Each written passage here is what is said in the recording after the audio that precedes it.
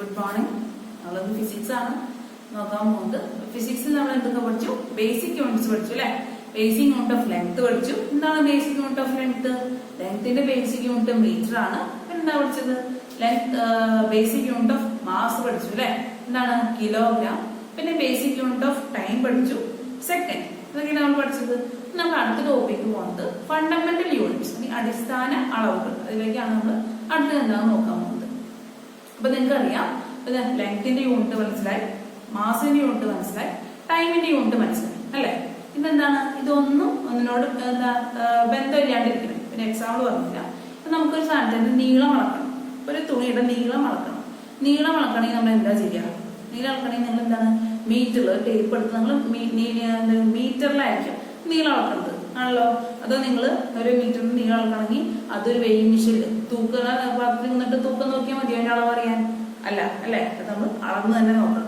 ഇനി ഒരു വസ്തുവിന്റെ ഭാരം നോക്കണം നോക്കിയാൽ, ഒരു വസ്തുവിന്റെ ഭാരം നോക്കണമെങ്കിൽ നമ്മൾ എന്താണ് ചെയ്യണം? അതിനെ തൂക്കി നോക്കണം അല്ലെ? അതിന്റെ കിലോഗ്രാമിൽ എന്തോരം ഉണ്ട് നമുക്ക് അറിയണം. ആ വസ്തുവിന്റെ നീളം നോക്കിക്കഴിഞ്ഞാൽ നമുക്ക് അതിന്റെ കിലോഗ്രാം കിട്ടോ? ഇല്ല അല്ലെ? നമ്മൾ സമയം നമുക്ക് മീറ്ററിലോ കിലോഗ്രാമിലോ പറയാൻ പറ്റുമോ? ഇല്ല. അതിന് എന്ത് യൂണിറ്റ് തന്നെ വേണം? അതിന് സെക്കൻഡ് എന്ന യൂണിറ്റ് തന്നെ വേണം. അപ്പൊ എന്താ, ഒന്നും ഒന്നിനോട് ബന്ധപ്പെട്ടല്ലേ ഇരിക്കുന്നത് അല്ലെ? അപ്പൊ സെപ്പറേറ്റ് അല്ലേ ഇരിക്കുന്നത്? കാരണം എന്താ, മീറ്റർ നീളം അറിയാൻ നമുക്ക് മീറ്റർ വേണം, മാസ് അറിയാൻ നമുക്ക് കിലോഗ്രാം വേണം, ടൈം അറിയാൻ നമുക്ക് സെക്കൻഡ് വേണം അല്ലെ? അത് അങ്ങോട്ടും ഇങ്ങോട്ട് മാറ്റി കഴിഞ്ഞാൽ നമുക്ക് നമ്മുടെ ക്വാണ്ടിറ്റി ശരിയാവോ? ക്വാണ്ടിറ്റി ശരിയാവില്ല. അതെന്താ? അപ്പൊ എന്താണ്, മീറ്ററും കിലോഗ്രാമും സെക്കൻഡ് ഇത് എന്താണ്? ഇത് അങ്ങോട്ടും ഇങ്ങോട്ടും ഒന്നിനോടായിട്ട് ബന്ധമില്ല. മൂന്നിന്റെ സെപ്പറേറ്റ് ആയിട്ട് തനിയെ നിൽക്കുന്ന യൂണിറ്റ്സ് ആണ് അല്ലെ? നമുക്ക് ഒരു വസ്തുവിന്റെ ഭാരം സെക്കൻഡിൽ പറയാൻ പറ്റുമോ? ഇല്ല. അതിന് നമ്മൾ എന്തെന്നെ ഉപയോഗിക്കണം? കിലോഗ്രാം എന്ന് തന്നെ ഉപയോഗിക്കണം അല്ലെ? അപ്പൊ ആ വസ്തു ഇപ്പൊ ഏത് യൂണിറ്റാണ് നമ്മൾ ഉപയോഗിക്കുന്നത്? അതെന്താണ്? They are not related to each other. ആ യൂണിറ്റ് വേറൊരു യൂണിറ്റിനോട് ഡിപ്പെൻഡ് ചെയ്തല്ല നിൽക്കുന്നത്. ഇപ്പൊ ലെങ്ത് അറിയണമെങ്കിൽ നമുക്ക് മീറ്റർ തന്നെ എടുക്കണം അല്ലെ? കിലോഗ്രാം എടുത്ത് നമുക്ക് ലെങ്ത് അറിയാൻ പറ്റില്ല. ഇപ്പൊ മനസ്സിലായല്ലോ? അപ്പൊ ഓരോ യൂണിറ്റും അവരുടേതായ സ്വന്തം പൊസിഷനിലാണ് നിൽക്കുന്നത് അല്ലെ? വേറെ ഒന്നിനോട് ബന്ധപ്പെട്ടല്ല നിൽക്കുന്നത്. അങ്ങനെയുള്ള യൂണിറ്റ്സിനെയാണ് നമ്മൾ ഫണ്ടമെന്റൽ യൂണിറ്റ്സ് എന്ന് പറയുന്നത്. അങ്ങനെയാണ് തന്നെ നിൽക്കാൻ കഴിവുള്ള യൂണിറ്റ്സിനെയാണ് നമ്മൾ ഫണ്ടമെന്റൽ യൂണിറ്റ്സ് എന്ന് പറയുന്നത്. ഫണ്ടമെന്റൽ യൂണിറ്റ് ഓഫ് കുറെ ഫണ്ടമെന്റൽ യൂണിറ്റ് ഓഫ് ലെങ്ത് എന്താണ്? ഈ ബേസിക് യൂണിറ്റ് എന്ന് പറയുന്നത് തന്നെയാണ് ഫണ്ടമെന്റൽ യൂണിറ്റ്. അത് കുറച്ചുകൂടെ ഒരു ടോപ്പിക്കായിട്ട് കൊടുക്കേണ്ടതുള്ളൂ. ബേസിക് അടിസ്ഥാന അളവുകൾ എന്ന് പറയുന്നതാണ് നമ്മൾ ഫണ്ടമെന്റൽ ബേസിക് യൂണിറ്റ് പഠിച്ചില്ലേ? ബേസിക് യൂണിറ്റ് ഓഫ് ലെങ്ത്തും ഫണ്ടമെന്റൽ യൂണിറ്റ് ഓഫ് ലെങ്ത്തും മീറ്റർ തന്നെയാണ്. നമ്മൾ കുറച്ചുകൂടി വിശദീകരിച്ച് പഠിക്കുന്നതിനുള്ളൂ ഫണ്ടമെന്റൽ യൂണിറ്റ്സ്. അപ്പൊ നമുക്ക് നോക്കാം. പറഞ്ഞു, some quantities which are not related to one another and cannot be expressed using other quantities. എന്താണ്, നമ്മൾ ക്വാണ്ടിറ്റീസ് തമ്മിൽ ബന്ധം ഉണ്ടാവില്ല. ഇപ്പൊ നീളം നോക്കണമെങ്കിൽ നമുക്ക് മീറ്റർ തന്നെ വേണം. അതും എന്താണ്, തൂക്കമായിട്ട് ബന്ധമില്ല അല്ലെ? അതും എന്താണ്, സമയമായിട്ട് ബന്ധമില്ല. അപ്പൊ ഈ മൂന്ന് ക്വാണ്ടിറ്റീസും തന്നെ നിൽക്കുന്നതാണ്. അവർക്ക് എന്താണ്, അവർക്ക് തനിയെ നിൽക്കാൻ കഴിവുണ്ട്.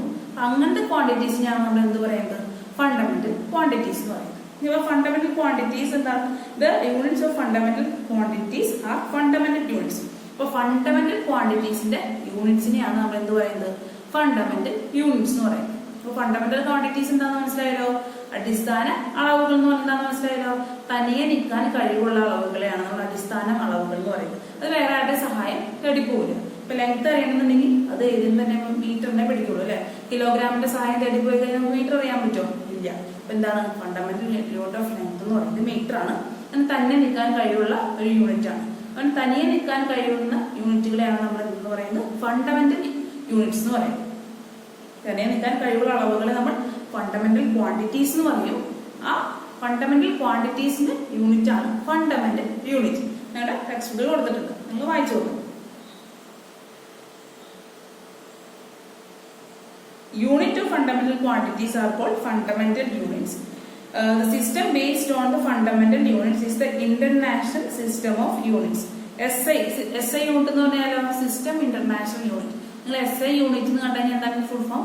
സിസ്റ്റം ഇന്റർനാഷണൽ യൂണിറ്റ് നമ്മൾ ഷോർട്ടാക്കി പറയുന്നതാണ് SI യൂണിറ്റ്സ്. നമ്മൾ SI യൂണിറ്റ് എന്താണെന്ന് പഠിക്കുന്നത്? SI യൂണിറ്റ് എന്ന് പറയുന്നത് എന്താണ്? സിസ്റ്റം ഇന്റർനാഷണൽ യൂണിറ്റ് ആണ് SI unit. System international SI.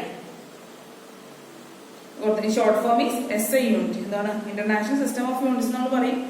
System SI എന്ന് പറയുന്നത് system of international units. In addition to length, mass and time, which are the other fundamental quantities as per SI system. SI system എന്ന് പറഞ്ഞാൽ system എന്താണ് system international unit. അത് നിങ്ങൾ SI എന്ന് ഓർത്ത് വയ്ക്കുകയാണെങ്കിൽ സിസ്റ്റം ഇന്റർനാഷണൽ യൂണിറ്റ് എന്ന് പറയുന്നത് ഇന്റർനാഷണൽ യൂണിറ്റ് ഓഫ് സിസ്റ്റം എന്നാണ് നമ്മളിവിടെ കൊടുത്തത് അല്ലേ. നിങ്ങൾ സിസ്റ്റം ഇന്റർനാഷണൽ യൂണിറ്റ് എന്ന് പഠിച്ചാൽ മതി. അപ്പൊ SY നിങ്ങൾക്ക് കറക്റ്റായിട്ട് ഓർമ്മ കിട്ടും. സെയിം മീനിങ് തന്നെയാണ് രണ്ടും വരുന്നത്. അപ്പൊ വേറെ അപ്പൊ നമ്മൾ എന്തൊക്കെ പഠിച്ചു? ലെങ്ത് പഠിച്ചു, മാസ് പഠിച്ചു, ടൈം പഠിച്ചു, ബേസിക് യൂണിറ്റുകൾ പഠിച്ചല്ലോ. ആ ബേസിക് യൂണിറ്റ് തന്നെയാണ് ഫണ്ടമെന്റൽ യൂണിറ്റ്. ഈ ലെങ്ത്തിന്റെ ബേസിക് യൂണിറ്റ് നമ്മൾ എന്താ പഠിച്ചത്? ലെങ്ത്തിന്റെ ബേസിക് യൂണിറ്റ് നമ്മൾ മീറ്റർ എന്ന് പഠിച്ചു. എന്റെ സിമ്പിൾ എം എന്ന് പഠിച്ചു. ഫണ്ടമെന്റൽ യൂണിറ്റ് തന്നെയാണ്, ഫണ്ടമെന്റൽ യൂണിറ്റ് മീറ്റർ തന്നെയാണ്, സിമ്പിളും എം തന്നെയാണ്. ഇനി അടുത്ത എന്താണ്? മാസിന്റെ ബേസിക് യൂണിറ്റ് എന്താ നമ്മൾ പഠിച്ചത്? മാസിന്റെ ബേസിക് യൂണിറ്റ് നമ്മൾ കിലോഗ്രാം എന്ന് പഠിച്ചു അല്ലെ. ഫണ്ടമെന്റൽ യൂണിറ്റ് എന്ത് തന്നെയാണ്? ഫണ്ടമെന്റൽ യൂണിറ്റ് കിലോഗ്രാം തന്നെയാണ്, സിമ്പിൾ kg. ടൈം പഠിച്ചു. ടൈമിന്റെ ഫണ്ടമെന്റൽ യൂണിറ്റ്, ടൈമിന്റെ ബേസിക് യൂണിറ്റ് എന്തായിരുന്നു? ടൈമിന്റെ ബേസിക് യൂണിറ്റ് നമ്മൾ സെക്കൻഡ് ആണ് പഠിച്ചു അല്ലെ. ഫണ്ടമെന്റൽ യൂണിറ്റ് എന്താണ്? ഫണ്ടമെന്റൽ യൂണിറ്റും സെക്കൻഡ് തന്നെയാണ്, അതിന്റെ സിമ്പിൾ S. ഇനി അടുത്ത് നമ്മൾ പഠിക്കാത്ത കാര്യങ്ങളാണ്. അപ്പൊ നമുക്ക് നോക്കാം. ഈ ബോക്സ് ഇമ്പോർട്ടന്റ് ആണ്. നിങ്ങൾക്ക് വൺ വേർഡ് ഒക്കെ ആയിട്ട് ഒരു മാർക്കിനൊക്കെ ചോദിച്ച് കണ്ടിട്ടുണ്ട്. ഇലക്ട്രിക് കറണ്ടിന്റെ ഒക്കെ യൂണിറ്റ് SI യൂണിറ്റ് എന്താണെന്ന് എനിക്ക് ചോദിക്കും. അപ്പൊ ഞാൻ ജസ്റ്റ് ബോർഡിൽ എഴുതി കാണിക്കാം.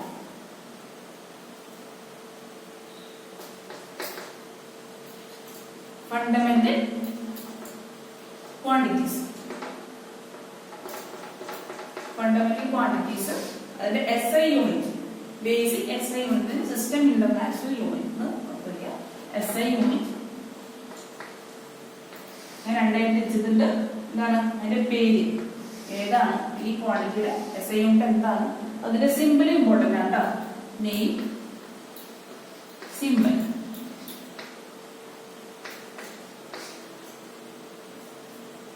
നിങ്ങൾക്ക് അറിയാം ലെങ്ത് എന്താണ്? ലെങ്ത് നമ്മൾ മുമ്പ് പഠിച്ചു അല്ലെ. ലെങ്ത്തിന്റെ ബേസിക് യൂണിറ്റ് നമ്മൾ മുമ്പ് പഠിച്ചിരുന്നു. അത് തന്നെയാണ് ഫണ്ടമെന്റൽ യൂണിറ്റ്. ബേസിക് യൂണിറ്റ് തന്നെയാണ് ഫണ്ടമെന്റൽ യൂണിറ്റ്. നമ്മൾ എന്താണ് കുറച്ചുകൂടി വിശദീകരിച്ച് പഠിക്കുന്നുണ്ട്. അതിനെന്താണ് ഫണ്ടമെന്റൽ ക്വാണ്ടിറ്റിന്റെ വരുന്നത്. ഞാൻ പറഞ്ഞു ഫണ്ടമെന്റൽ ക്വാണ്ടിറ്റി എന്താണ്? തനിയെ നിൽക്കാൻ കഴിയുന്ന ക്വാണ്ടിറ്റീസിനെയാണ് നമ്മൾ ഫണ്ടമെന്റൽ ക്വാണ്ടിറ്റീസ് എന്ന് പറയുന്നത്. വേറെ ആരുടെയും സഹായമില്ലാതെ തനിയെ നിൽക്കാൻ കഴിയുന്ന ക്വാണ്ടിറ്റീസിനെയാണ്, അളവുകളെയാണ് നമ്മൾ ഫണ്ടമെന്റൽ ക്വാണ്ടിറ്റീസിന്റെ അടിസ്ഥാന അളവുകൾ എന്ന് പറയുന്നത്. എക്സാമ്പിൾ എന്താണ്? ലെങ്ത് അല്ലെ. ലെങ്ത്തിന് എന്താ യൂണിറ്റ് എന്താണ്? മീറ്റർ. അപ്പൊ എന്താണ്? അത് തനിയെ നിൽക്കാൻ കഴിയും അല്ലെ. നീളം നോക്കണമെങ്കിൽ നമുക്ക് മീറ്റർ മാത്രം മതി. kg, കിലോഗ്രാമിന്റെയോ സെക്കൻഡിന്റെ ആവശ്യമൊന്നുമില്ലല്ലോ, വേറെ യൂണിറ്റുകളുടെ ആവശ്യമൊന്നുമില്ല. മീറ്റർ ലെങ്ത് നോക്കാനാണെന്നുണ്ടെങ്കിൽ നമുക്ക് മീറ്റർ എന്ന യൂണിറ്റ് മാത്രം മതി. അപ്പൊ മീറ്റർ എന്ന യൂണിറ്റിന് തന്നെ നിൽക്കാൻ കഴിയും. നമുക്ക് കിലോഗ്രാം, ഒരു വസ്തുവിന്റെ കനം, ഭാരം നോക്കാനാണെന്നുണ്ടെങ്കിൽ നമുക്ക് എന്താ ഉപയോഗിക്കേണ്ടത്? മീറ്റർ നോക്കി കഴിഞ്ഞാൽ കിട്ടുമോ? ഇല്ല അല്ലെ. നമുക്ക് കിലോഗ്രാം നോക്കണം. അപ്പൊ മാസ് കണ്ടുപിടിക്കാനായിട്ട് നമുക്ക് കിലോഗ്രാം എന്ന യൂണിറ്റിനെ മാത്രം ഡിപ്പെൻഡ് ചെയ്താൽ മതി. മീറ്ററോ സെക്കൻഡൊക്കെ നോക്കി കഴിഞ്ഞാൽ കിലോഗ്രാം കിട്ടുമോ? ഇല്ല. അതുകൊണ്ട് തനിയെ നിൽക്കാൻ കഴിയുള്ള യൂണിറ്റുകളെയാണ് നമ്മൾ ഫണ്ടമെന്റൽ ക്വാണ്ടിറ്റീസ് എന്ന് പറയുന്നത്. തനിയെ നിൽക്കാൻ കഴിവുള്ള അളവുകളെ നമ്മൾ ഫണ്ടമെന്റൽ ക്വാണ്ടിറ്റീസ് എന്ന് പറയും. അതിന്റെ യൂണിറ്റുകളെയാണ് നമ്മൾ ഫണ്ടമെന്റൽ യൂണിറ്റ്സ് എന്ന് പറയുന്നത്. നമ്മൾ ഫസ്റ്റ് പഠിച്ചത് ലെങ്ത്. ലെങ്ത്തിന്റെ ബേസിക് യൂണിറ്റ് നിങ്ങൾ എന്താ പഠിച്ചത്?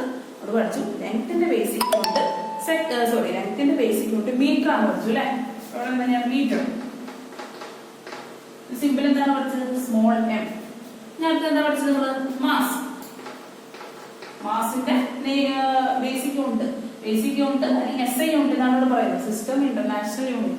ഈ ഫണ്ടമെന്റൽ ക്വാണ്ടിറ്റീസിന്റെ യൂണിറ്റ് നമ്മൾ ഫണ്ടമെന്റൽ യൂണിറ്റ് എന്ന് പറയുമല്ലോ.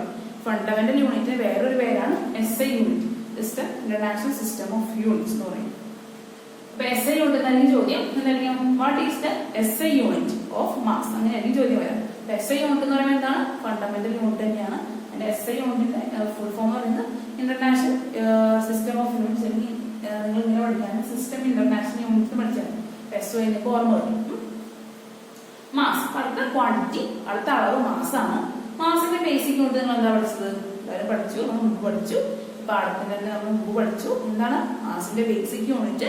കിലോഗ്രാം ആണ് പഠിച്ചു ഇല്ലേ. ഇപ്പൊ എന്താണ്? കിലോഗ്രാം. ഫണ്ടമെന്റൽ യൂണിറ്റും SI യൂണിറ്റും സെയിം ആണ്. ഇത് കിലോഗ്രാം തന്നെയാണ്. ഇപ്പൊ സിമ്പിൾ എങ്ങനെ എഴുതാം?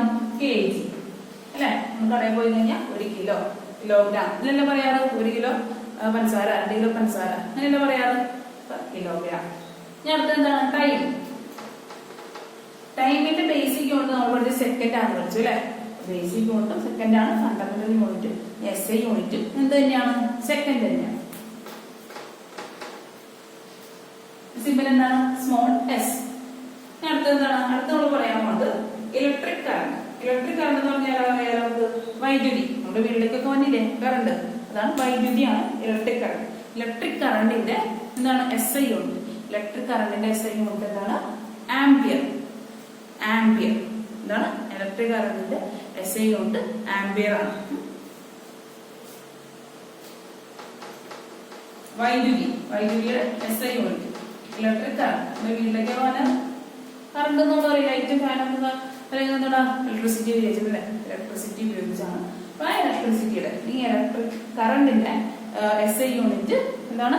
ആംപിയർ.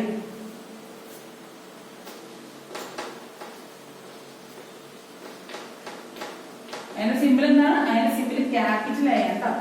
ശ്രദ്ധിക്കണം, അതിന്റെ സിമ്പിൾ നമ്മൾ ക്യാപിറ്റൽ A, സ്മോൾ A അല്ല, ക്യാപിറ്റൽ A ആണ് ആംപിയർ എന്ന യൂണിറ്റിന്റെ സിമ്പിൾ. ക്യാപിറ്റൽ A സിമ്പിൾ ചോദിക്കാറുണ്ട്, നെയിമും ചോദിക്കാറുണ്ട്. അപ്പൊ നിങ്ങൾ ഈ ബോക്സ് പഠിക്കണം.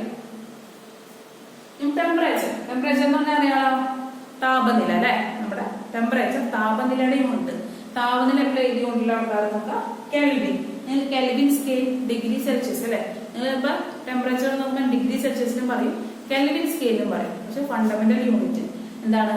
കെൽവിൻ ആണ് ഫണ്ടമെന്റൽ യൂണിറ്റ്. കെൽവിൻ. ടെമ്പറേച്ചർ എന്താണ്? താപനില. Basic unit kelvin. അതിന്റെ സിമ്പിൾ എന്താണ്? കെ. എന്താ സിമ്പിൾ എന്തായാലും ഫസ്റ്റ് ഈ സ്റ്റാർട്ട് ചെയ്യുന്ന ഫസ്റ്റ് ലെറ്റർ തന്നെ ആയിരിക്കുള്ളൂ സിമ്പിൾ ആയിട്ട് വരാം. ക്യാപിറ്റൽ ആണോ സ്മോൾ ആണോ നിങ്ങൾ ശ്രദ്ധിക്കണം. എന്താണ് ഇതൊക്കെ ഇത്ര വരെ ഈ M ക്യാപിറ്റൽ ആണ്, സ്മോൾ ആണ്, KG സ്മോൾ ആണ്, S സ്മോൾ ആണ്.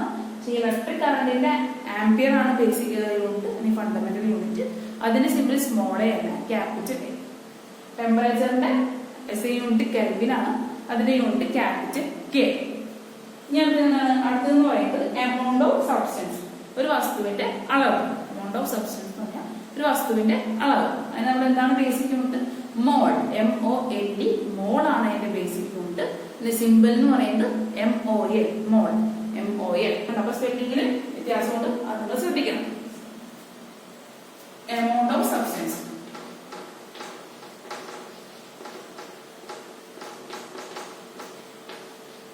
എമൗണ്ട് ഓഫ് സബ്സ്റ്റൻസിന്റെ SI യൂണിറ്റ് എന്താണ്? മോൾ. MOLE മോൾ. എന്റെ സിമ്പിൾ എന്താണ്? MOL. രണ്ട് മോൾ തന്നെ പറയാം, പക്ഷെ നമ്മള് നെയിമില് MOLE ഉണ്ട്, സിമ്പിളില് MOL ഉള്ളൂ. അപ്പൊ നിങ്ങൾ ശ്രദ്ധിക്കണം. അപ്പൊ amount of substance, amount of സബ്സ്റ്റൻസിന്റെ SI unit mole, simple mole തന്നെ. സ്പെല്ലിംഗിൽ ഇവിടെ ഒരു E ഉണ്ട്, ഇവിടെ ഒരു E ഇല്ല. അടുത്ത എന്താണ്? ലൂമിന. അടുത്ത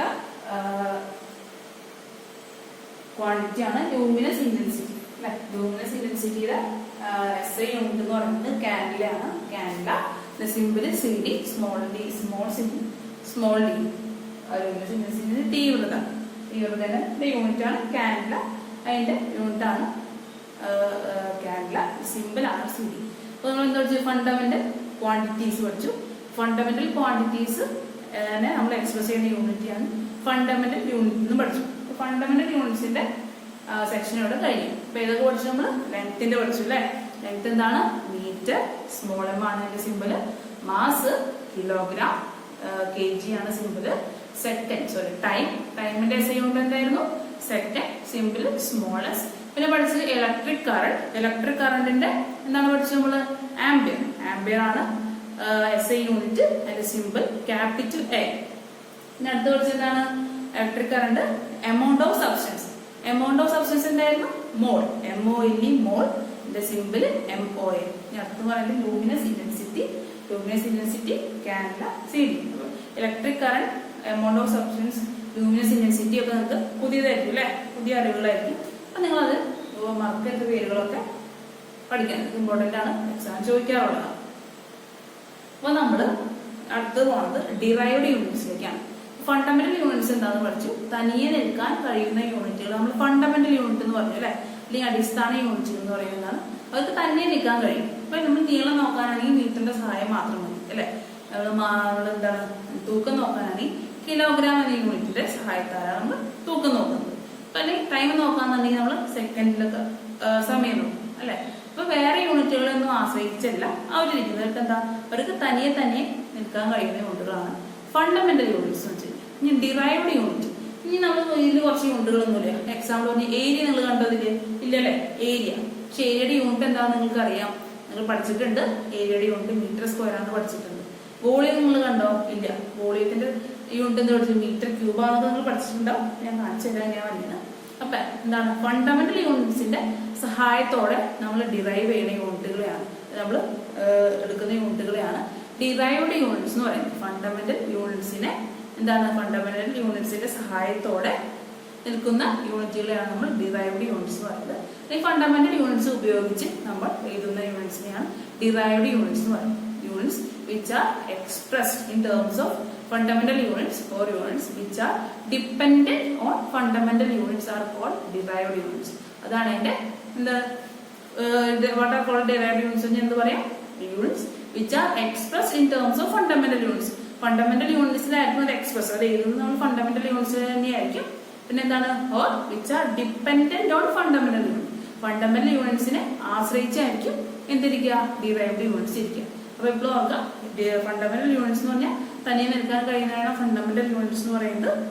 ഡിറൈവ്ഡ് യൂണിറ്റ്സ് എന്ന് പറയുന്നത് എന്താണ്, ഫണ്ടമെന്റൽ യൂണിറ്റിന്റെ സഹായത്തോടെയാണ് ഡിറൈവ്ഡ് യൂണിറ്റ്സ് നിൽക്കാൻ സാധിക്കും. ഫണ്ടമെന്റൽ യൂണിറ്റ്സിന്റെ സഹായത്തോടെ നിൽക്കുന്ന യൂണിറ്റുകളെയാണ് നമ്മൾ ഡിറൈവ്ഡ് യൂണിറ്റ്സ് എന്ന് പറയുന്നത്. എക്സാമ്പിൾ ഏരിയ, വോളിയം ഒക്കെ ഡിറൈവ്ഡ് യൂണിറ്റിന്റെ എക്സാമ്പിൾ ആണ്. ഏരിയയുടെ കാര്യം നമുക്ക് നോക്കാം. ഏരിയ എങ്ങനെ വരും? അപ്പൊ നിങ്ങൾക്ക് എന്താണ് ടെക്സ്റ്റ് ബുക്കിൽ പറഞ്ഞിട്ടുണ്ട്, ലെങ്ത് ഓഫ് എ എന്താണ് classroom 5 metre, breadth 4 metre ആണ്. എങ്ങനെ നിങ്ങൾ ഏരിയ എങ്ങനെ കണ്ടുപിടിക്കും? ഒരു ക്ലാസ് റൂമിന്റെ ലെങ്ത്, നീളം 5 മീറ്ററും വീതി 4 മീറ്ററും തന്നിട്ടുണ്ട്. അതിന്റെ ഏരിയ കണ്ടുപിടിക്കാനാണ് ചോദ്യം. വിസ്തീർണം പരപ്പളവ് നമ്മൾ മലയാളത്തിൽ പറയും. 5 മീറ്റർ നീളം, 4 മീറ്റർ വീതി. ഇനി ഇതെന്താ, റെക്ടാങ്കിൾ ആണല്ലേ, റെക്ടാങ്കിൾ അല്ലേ. ഇവിടെ 5 മീറ്റർ തന്നെയായിരിക്കും വരാം, ഇവിടെ 4 മീറ്റർ തന്നെയായിരിക്കും വരാം. ഒരു ക്ലാസ് റൂം ആണിത്. ക്ലാസ് റൂമിന്റെ ഏരിയ കണ്ടുപിടിക്കണം. ഏരിയ കണ്ടുപിടിക്കാൻ ഇക്വേഷൻ നിങ്ങൾക്ക് അറിയാം. റെക്ടാങ്കിൾ ആണ്, ഒരു ചതുരാണ് അല്ലെ, ചതുരാണ്. ചതുരത്തിന്റെ വിസ്തീർണം അല്ലെങ്കിൽ പരപ്പളവ് കണ്ടുപിടിക്കാനുള്ള ഇക്വേഷൻ നിങ്ങൾ പഠിച്ചിട്ടുണ്ട്. ഏരിയ ഓഫ് എ റെക്ടാങ്കിൾ എന്താണ്? ഏരിയ ഓഫ് എ റെക്ടാങ്കിൾ എന്ന് പറയുന്നത് നീളം ഇൻറ്റു വീതി അല്ലെങ്കിൽ ലെങ്ത് ഇൻറ്റു ബ്രെഡ്ത്ത്. ഇപ്പൊ ഏരിയനെ നമുക്ക് ഇങ്ങനെ എഴുതാം, area is equal to length into breadth എഴുതാലോ.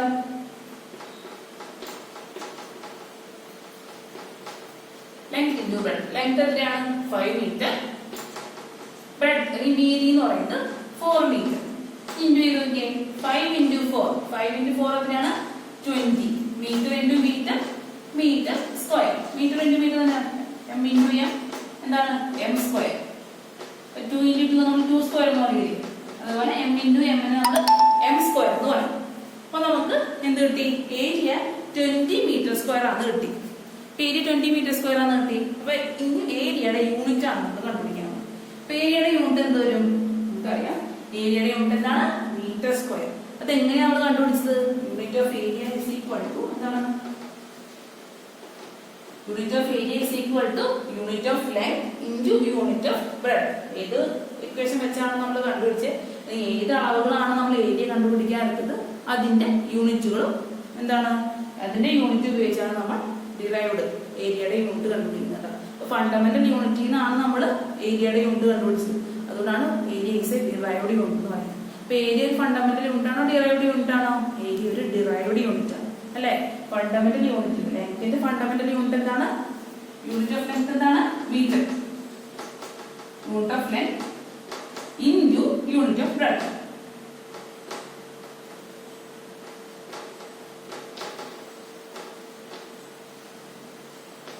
Unit of length ആണ് മീറ്റർ ഇൻറ്റു ബ്രെഡ്ത്ത് എന്ന് പറഞ്ഞാൽ ഒരു അളവ് തന്നെയാണ് അല്ലെ. നീളം നോക്കുകയാണെങ്കിൽ നീളം നോക്കുന്ന അളവ് തന്നെയാണ്. വീതി നമുക്ക് എന്താണ്? മീറ്ററിൽ തന്നെയാണ് പറയുന്നത്. അപ്പൊ metre into metre, metre square. അപ്പൊ ഏരിയയുടെ യൂണിറ്റ് എന്താണ്? ഏരിയയുടെ യൂണിറ്റ് മീറ്റർ സ്ക്വയർ ആണ്. അപ്പൊ എന്ത് മനസ്സിലായി നിങ്ങൾക്ക്?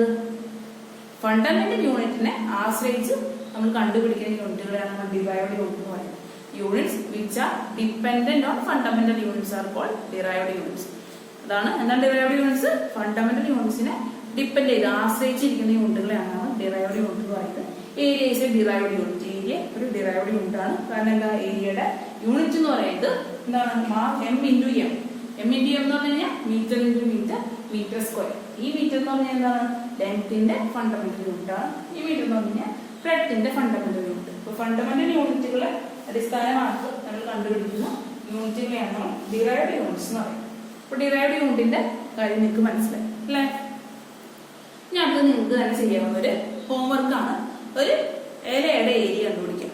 ഒരു ഇലയുടെ ഏരിയ നമുക്ക് എങ്ങനെ കണ്ടുപിടിക്കാം? എനിക്ക് ഇഷ്ടമുള്ള ഇല എടുക്കാം കേട്ടോ. ഇത് മനസ്സിലായല്ലോ?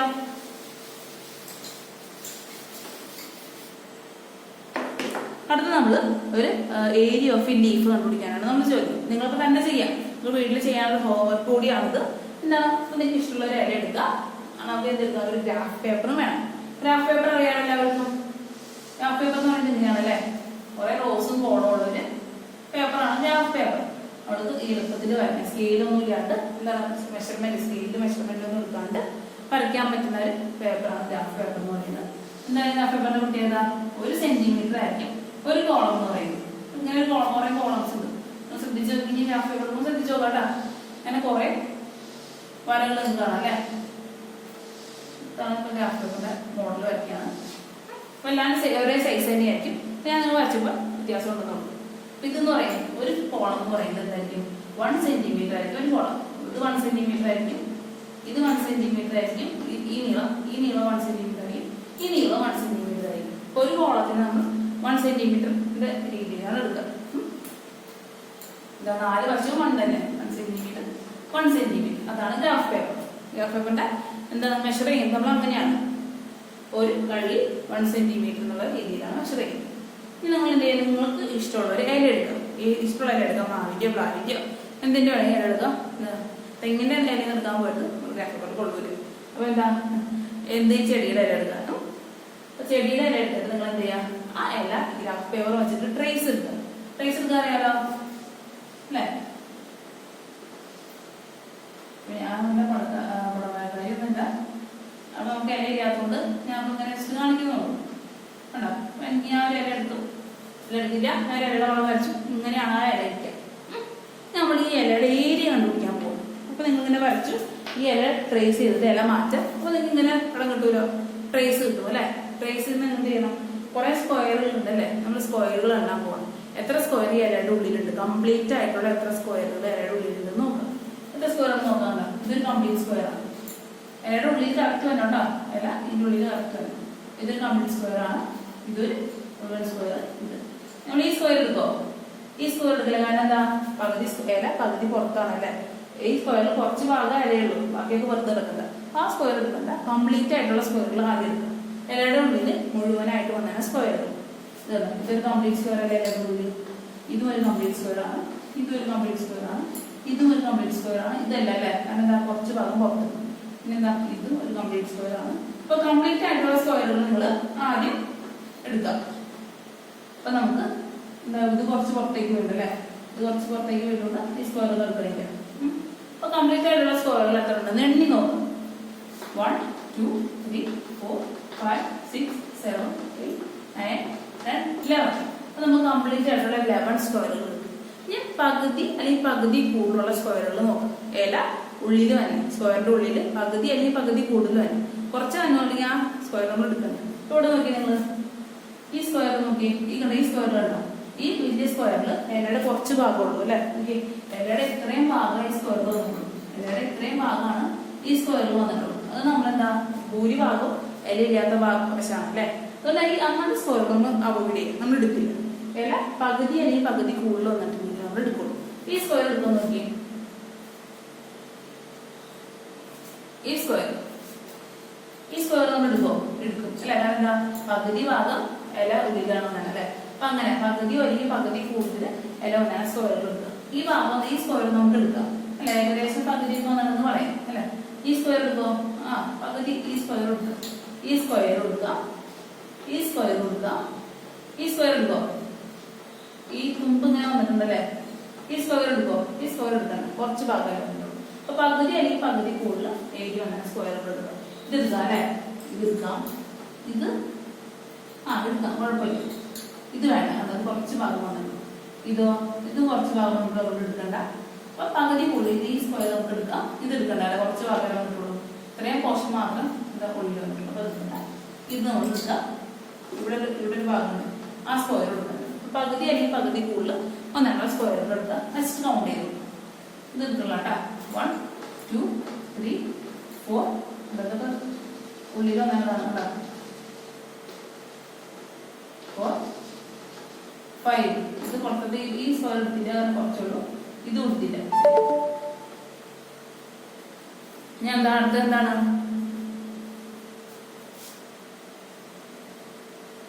അടുത്ത എന്താ അറിയാം എന്താണ് അടുത്തത്?